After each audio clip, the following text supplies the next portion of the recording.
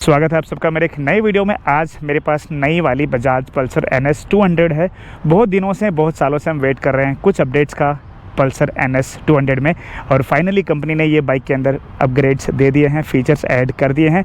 अब वो क्या क्या फीचर्स हैं वो आपको बताने वाला हूँ। उसके बाद में हम इसको राइड करेंगे और चलाने के टाइम पे आपको बताऊंगा कि भाई जो फील एंड फीडबैक है बाइक को चलाने का वो सेम पुराने वाली जैसा है या फिर नया कुछ इसके अंदर फील देखने को मिलता है। साथ ही साथ ये बाइक को मैं कंपेयर करूँगा इसके डायरेक्ट कंपटीशन के साथ, जिसका नाम है TVS Apache RTR 200, because in terms of price and all मुझे लगता है कि वही एक डायरेक्ट कॉम्पिटिशन ये बाइक को है। तो सबसे पहले आपको मैं इसकी प्राइस बताता हूँ।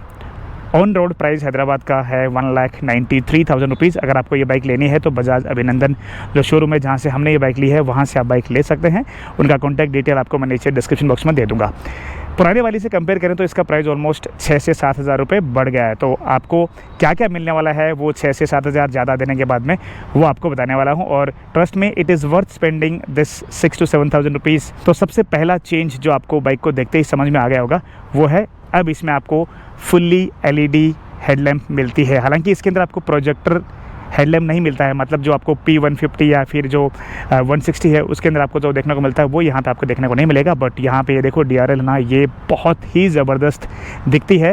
एंड अगर आपको इसका जो नाइट का हेडलैम्प का जो थ्रो है वो अगर देखना है, उसका वीडियो देखना है तो आप मुझे नीचे कमेंट करके बताएं। तो यहाँ पर आप देख सकते हैं DRL से, और इसका जो हाई बीम लो बीम है वो भी मैं दिखा देता हूँ। यहाँ पर आप देख लीजिए,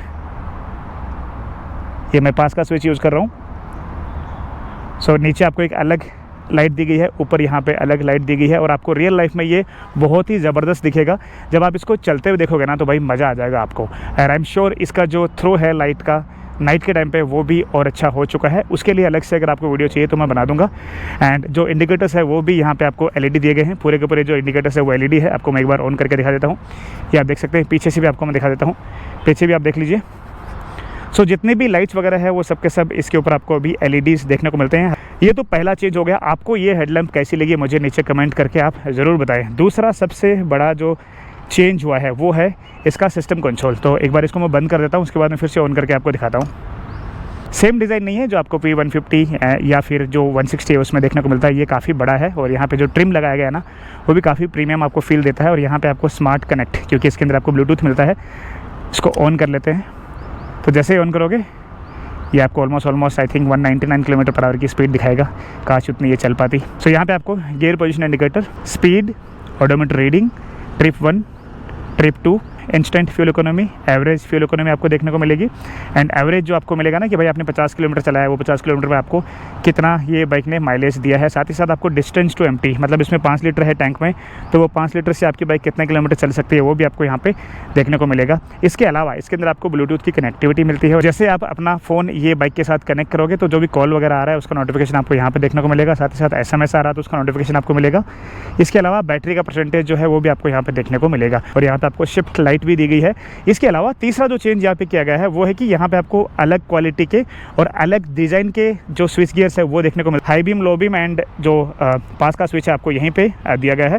तो स्विच गियर्स यहाँ पे चेंज कर दिए गए हैं। इसके अलावा आपको यहाँ पे चार्जर भी दिया गया है, USB चार्जिंग पोर्ट आपको यहाँ पे दिया गया है। ऑन द गो आप अपने फ़ोन को चार्ज भी कर सकते हैं। इसके अलावा और कुछ बाइक के अंदर चेंज नहीं हुआ है। आपको मैं पूरी बाइक एक बार ऐसे दिखा देता हूँ। वही बाइक है पहले वाली, बट जो अपग्रेड्स हम इतने दिनों से डिमांड कर रहे थे कंपनी से वो इन्होंने दी है।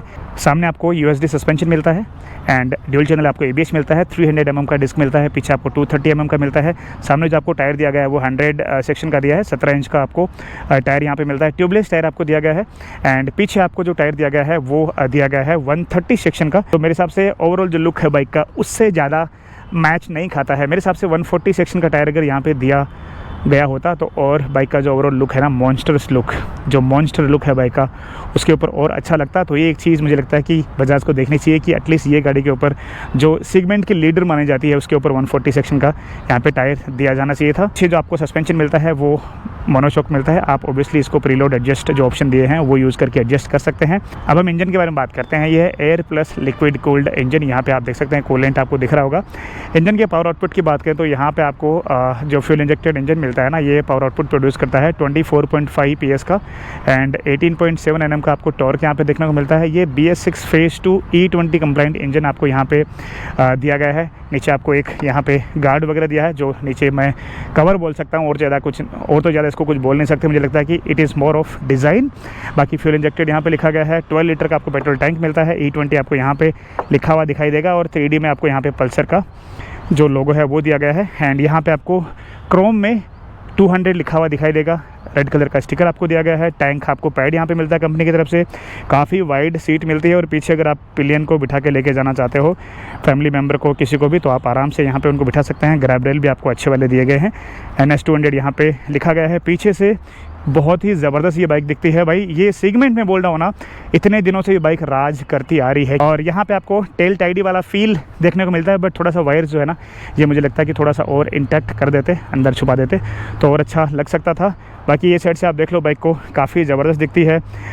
मेरी हाइट है 5.8 इंच। अगर मैं इसके ऊपर बैठता हूँ तो मैं आराम से दोनों पैर नीचे रख सकता हूँ, और अगर आपकी हाइट 5.6 5.7 भी है तो भी आप आराम से बाइक को चला सकते हैं। ओवरऑल जो बाइक का ग्राउंड क्लियरेंस है वो है 168 mm का, एंड वज़न जो है बाइक का वो है 158 किलो। 6 स्पीड आपको यहाँ पे गियर बॉक्स दिया जाता है, बट अभी भी इसके अंदर आपको स्लीपर एंड असिस्ट क्लच नहीं मिलता है। एंड इसमें आपको side stand cut off sensor दिया गया है। एंड ये बाइक में आपको बेडल स्टैंड भी मिलता है, मतलब सेंटर स्टैंड जो है वो यहाँ पे आपको दिया गया है। कंपनी की तरफ से आपको यहाँ पे क्रैश गार्ड दिया गया है। अब इसको हम लेके चलते हैं राइड पे, एंड चलने के टाइम पे बात करेंगे कि भाई ये चलने में कैसी है। कि ये दिखने में काफ़ी अच्छा लगता है, बट यार जो एनालॉग एंड डिजिटल वाला जो मिक्स था ना, उसकी बात ही अलग है। बट अगेन ये चीज़ हमें चाहिए थी, तो अब कुछ लोग ये भी बोलेंगे कि भाई पुराने वाला ही अच्छा था। भाई इसको थोड़े दिन चलाओ, आप इसके यूज़ टू हो जाओगे। एंड एक चीज़ और आपको मैं पूछना चाहूँगा, NS का मतलब क्या है? आप मुझे नीचे कमेंट करके बताएं कि NS का मतलब क्या होता है। अब आपको एग्जॉस्ट के साउंड सुना देता हूँ, उसके बाद में हम इसको लेके चलते हैं राइड पे।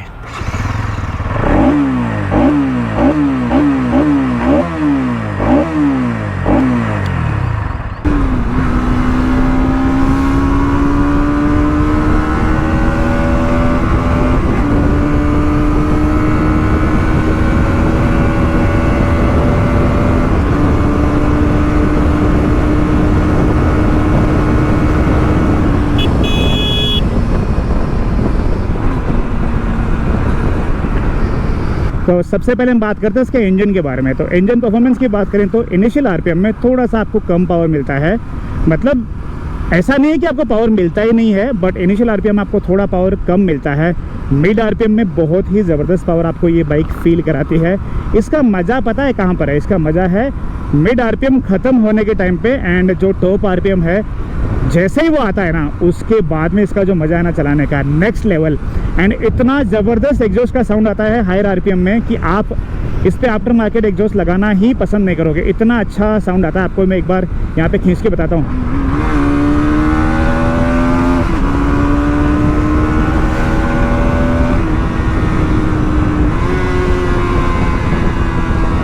आपको सुनाई दिया एग्जॉस्ट का साउंड?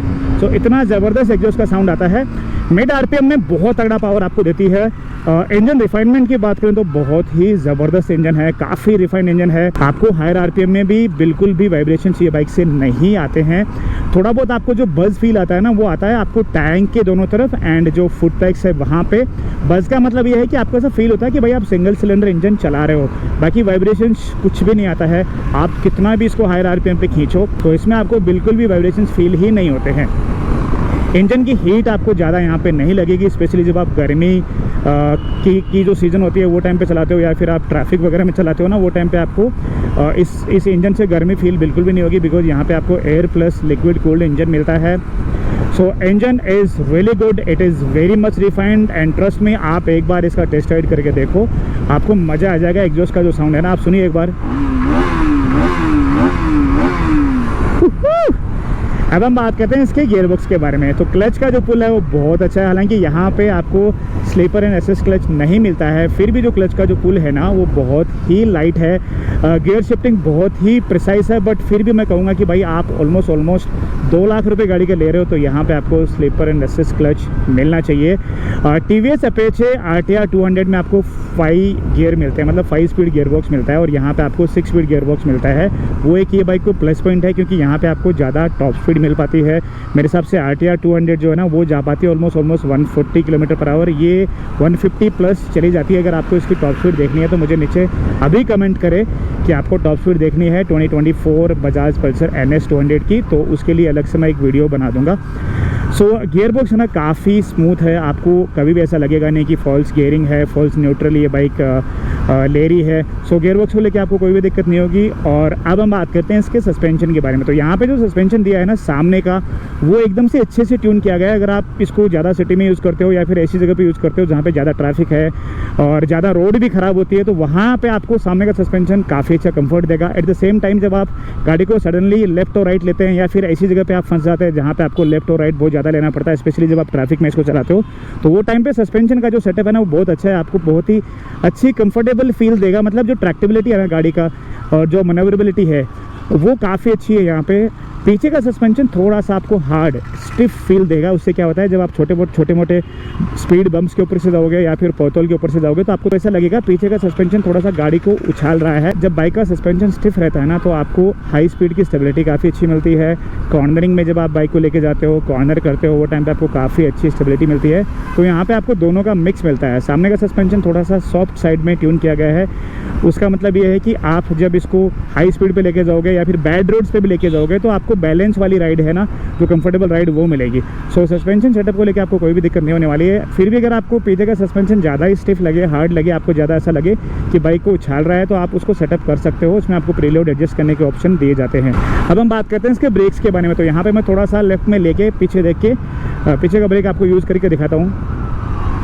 तो पीछे के ब्रेक की बाइट ठीक है, उतनी ज़्यादा एक्स्ट्रा ऑर्डिनरी तो नहीं है, बट ठीक ठाक है। सामने का ब्रेक आपको मैं यहाँ पे यूज़ करके दिखा, बट पीछे के ब्रेक की बाइट थोड़ी सी इंप्रूव हो सकती थी। यहाँ पे आपको ड्यूल चैनल ABS मिलता है, तो अगर आप हार्श ब्रेकिंग वगैरह भी करते हो तो आपको जो गाड़ी का टायर है उसके लॉक होने के चांसेस कम रहते हैं। यहाँ पर आपको मैं सामने का ब्रेक लगा के दिखाता हूँ। सामने के ब्रेक की बाइट काफ़ी अच्छी है। सामने के ब्रेक की बाइट उतनी शार्प नहीं है, बट आपको हाँ जहाँ पे गाड़ी को रोकना है वहाँ पे बाइक रुक जाती है, आपको डराएगा नहीं। मतलब कई गाड़ियों में क्या होता है, शार्प ब्रेकिंग इतनी होती है कि आप थोड़ा सा ब्रेक दबाओगे झट से गाड़ी मतलब झटके के साथ रुक जाएगी। सो वो यहाँ पे फील आपको नहीं आता है। सो ओवरऑल जो ब्रेकिंग है वो काफ़ी अच्छी है। अब हम बात करते हैं इसके सीटिंग पोस्चर के बारे में। तो यहाँ पे आपको बता दूँ, देखो सीटिंग पोस्चर वैसे तो ज़्यादा एग्रेसिव नहीं है, बट फुटपेक्स का जो पोजीशन है ना वो थोड़ा सा पीछे की साइड होने की वजह से आपको थोड़ा सा सामने लीन होकर बैठना पड़ेगा। उतना ज़्यादा एग्रेसिव नहीं है कि आप 100-200 किलोमीटर एक दिन में चलाओ और आपको हाथ में और कमर में दर्द होना स्टार्ट हो जाए, उतना एग्रेसिव नहीं है, बट आपको थोड़ा सा स्पोर्ट्स वाला फील जो है वो यहाँ पे आएगा। हालांकि सीट है ना काफ़ी वाइड है, अगर आप मम्मी को या फिर किसी फीमेल राइडर को साथ में आप बिठा के लेके जाना चाहते हो तो आपको कोई भी दिक्कत नहीं होगी। काफ़ी वाइड सीट है जहाँ पे आप बैठते हो, राइडर की सीट भी, और पीछे जो पिलियन बैठेगा उसकी सीट भी काफ़ी यहाँ पे बड़ी है। मतलब प्रॉपर आपको सीट मिलती है, ऐसा नहीं कि पीछे कोई बैठ ही नहीं पा रहा है, और आपको प्रॉपर ग्रैब रेल भी मिलते हैं। अब हम बात करते हैं इसके माइलेज के बारे में। तो यहाँ पे आपको मैं इंस्टेंट फ्यूल इकोनॉमी दिखाऊँ तो 70 किलोमीटर पर लीटर यहाँ पे दिखा रहा है। मतलब ये चेंज होता रहता है। और आपको जो एवरेज फ्यूल इकोनॉमी है वो आराम से 30 से लेकर 35 किलोमीटर पर लीटर की मिल जाएगी। जैसा ये बाइक को बनाया गया है उसके हिसाब से इसको चलाओगे, इसका पावर यूज़ करोगे तो उतना आपको फ्यूल एफिशिएंसी मिल जाएगा। बट अगर आप इसको आराम से चलाते हो हाईवे वगैरह पे तो आपको 35 प्लस किलोमीटर पर लीटर का माइलेज ये बाइक से मिल जाएगा। अगर आपको चाहिए कि मैं इसका माइलेज टेस्ट करूं तो आप मुझे नीचे कमेंट करके ज़रूर बताएं। अब हम बात करते हैं इसकी विजिबिलिटी के बारे में। जो सिस्टम कंसोल है, सिस्टम कंसोल की विजिबिलिटी काफ़ी अच्छी है। अगर आप डायरेक्ट सनलाइट में भी चलाते हो तो आपको जो फ़ॉन्ट्स वगैरह है वो वाइट में दिए गए हैं, जिससे क्या है आपको देखने में कोई दिक्कत नहीं होती है। और जो बैकग्राउंड है, जो यूजर इंटरफेस है, उसका कलर है ब्लैक, तो उतनी आपको कोई दिक्कत नहीं होने वाली है। और यहाँ पे क्या है, जो फ़ॉन्ट्स वगैरह है ना वो बड़े बड़े हैं। पहले वाले में क्या है, छोटा सा दिखता था, ऐसा लगता था कि just for the sake of giving something they are giving it there. But अभी क्या है, कंप्लीट जो डिटेल्स दी है ना वो क्लियरली आपको दिखती हैं। काफ़ी बड़े फ़ॉन्ट्स यहाँ पे दिए गए हैं। गियर पोजीशन इंडिकेटर है या फिर स्पीड का जो यहाँ पे आपको दिख रहा है वो है, सब कुछ आपको यहाँ पे प्रॉपरली देखने को मिलता है। एंड डायरेक्ट सनलाइट का आपको कोई दिक्कत यहाँ पे होने वाला नहीं है। हालांकि आपका जो चेहरा है वो शैडो के जैसा यहाँ पे इसके अंदर दिखेगा, सेम आपको यहाँ पे जो कैमरा है उसमें देखने को मिल रहा होगा। स्विचेस की जो क्वालिटी है वो काफ़ी इंप्रूव यहाँ पे हो चुकी है। अब बात करते हैं कि भाई आपको बाइक लेनी कौन सी चाहिए। ये बाइक लेनी चाहिए NS 200 या फिर TVS Apache RTR 200। देखो यहाँ पे आपको 3-4 चीज़ें बहुत ज़्यादा मिलती है जो आपको RTR 200 में नहीं मिलती है। पहली चीज़ तो यहाँ पे आपको USD सस्पेंशन मिलता है जो बेटर है हाई स्पीड स्टेबिलिटी के लिए। दूसरी चीज़ ये है कि यहाँ पे आपको ज़्यादा पावर मिलती है when you compare with RTR 200। तीसरी चीज़ ये है कि यहाँ पे आपको 6 स्पीड गियर बॉक्स मिलता है जो मेरे हिसाब से एक बहुत बड़ी बात है, बिकॉज जब आप हायर स्पीड में चलाते हो तो आपको जितने ज़्यादा गियर रहेंगे उतना ही बाइक का जो इंजन है ना वो कम स्ट्रेस लेगा। तो ये 3 चीज़ें आपको इसमें मिलती हैं जो आपको अपाचे RTR 200 में नहीं मिलती है। अपाचे RTR 200 में आपको मिलता क्या है, अच्छा जो मुझे लगता है कि एक तो उसमें आपको राइड जो है ना वो कंफर्टेबल रहेगी। उसमें आपको जो सीट है ना वो थोड़ी सी नीची है, बट वहाँ पे आपको ज़्यादा सिटिंग पोस्चर अच्छा होने की वजह से आपको कंफर्टेबल राइड मिलेगी। हालांकि TVS Apache RTR 200 is also very good product. तो अगर आपको ज़्यादा फास्ट बाइक चाहिए, ज़्यादा हाई स्पीड स्टेबिलिटी चाहिए, 6 गियर चाहिए और क्रेजी एग्जॉस्ट का साउंड करने वाली बाइक चाहिए तो आप NS 200 2024 का मॉडल ले सकते हैं। एंड अगर आपको थोड़ा सा कम पैसे की बाइक चाहिए, ऑलमोस्ट 10,000 का फ़र्क है इन दोनों के बीच में, सो आप TVS अपाचे RTR 200 ले सकते हैं। This bike makes more sense at least now because अब इसके अंदर आपको LED हेडलैम्प मिलती है, सिस्टम कंट्रोल डिजिटल मिलता है, चार्जिंग जो है ना सॉकेट वो मिल जाता है, चार्जिंग पोर्ट जो है वो आपको यहाँ पे मिल जाता है। और भाई ये सेगमेंट की लीडर है अगर आप मेरी बात मानो तो यहाँ पे आपको हर चीज़ अब मिलती है। बट यहाँ पे इम्प्रूवमेंट क्या किया जा सकता था वो भी आपको बता देता हूँ। पहली चीज़ तो ये है कि इसके अंदर आपको स्लीपर क्लच दिया जाना चाहिए था, जिससे क्या है अगर आप एग्रेसिवली डाउनशिफ्ट भी करते हैं तो आपको कोई दिक्कत नहीं रहेगी। दूसरी चीज़ ये है कि इसके अंदर आपको हज़ार्ड लाइट का स्विच दिया जाना चाहिए था। तीसरी चीज़ ये है कि ये बाइक का जो ओवरऑल लुक है ना वो काफ़ी ज़बरदस्त है। तो यहाँ पे आपको पीछे जो टायर है ना वो 140 सेक्शन का मिनिमम दिया जाना चाहिए था। इसके आगे और एक चीज़ मुझे लगता है कि इसमें आपको जो सस्पेंशन पीछे दिया जाना चाहिए था ना वो लिंक टाइप मोनोशॉक सस्पेंशन हो सकता था, बिकॉज पेरीमीटर फ्रेम के साथ अगर आपको तगड़ी वाली स्टेबिलिटी चाहिए, हैंडलिंग चाहिए, तो वो लिंक टाइप मोनोशॉक सस्पेंशन है ना वो काफ़ी अच्छी स्टेबिलिटी ये बाइक को दे सकता है। तो ये 4-5 चेंजेस मुझे लगता है कि नेक्स्ट टाइम जब अपग्रेड होती है NS 200 में वो टाइम पे शायद ये चीज़ें एक्सपेक्ट की जा सकती है बजाज की तरफ से।